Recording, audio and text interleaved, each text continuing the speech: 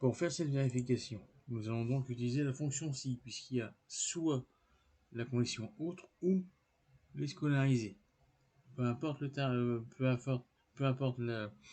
type du statut, puisque c'est l'ensemble des scolarisés qui devront régler 10 euros. Donc, sans l'assistant, comment faire?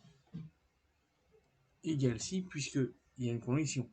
Je vais voir si la personne rentre dans le critère des autres, auquel cas il devra payer 20 euros, et pour tout autre cas, dans ce cas-là, il paiera les 10 euros. Donc je vais voir ici si la valeur qui est saisie dans la cellule B5 est égale au statut proposé autre.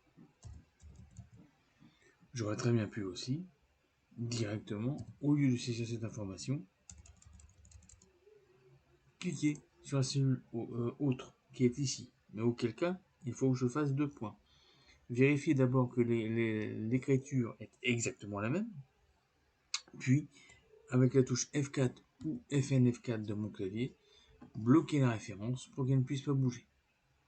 C'est pour ça que pour certains, l'usage de l'assistant pourrait être pratique, à condition de bien saisir directement le test qui est imposé. Si la personne est de la catégorie autre, combien doit-elle payer? Elle doit payer le montant qui est indiqué ici, dans la cellule C2. Et là encore, je vais donc devoir figer la référence. Dans tout autre cas, si c'est un collégien, un lycéen ou un étudiant, il devra payer 10 euros, soit la valeur indiquée ici en C1. Et là encore, je dois bloquer la référence. Pourquoi? Parce que lorsque je vais appuyer sur la touche Entrée pour la mise en place de ce calcul, pour éviter d'avoir à refaire manuellement, ligne par ligne, cette opération, je vais pouvoir, grâce à ce fait d'avoir bloqué les références elles ne doivent pas bouger, contrairement à B5, puisqu'on passera à B6, B7, etc., je vais utiliser la première copie.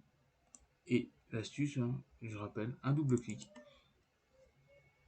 libère la première copie. Ainsi, le calcul est fait. Voici pour la méthode faite sans l'usage de l'assistant. Nous allons en avoir maintenant avec l'assistant.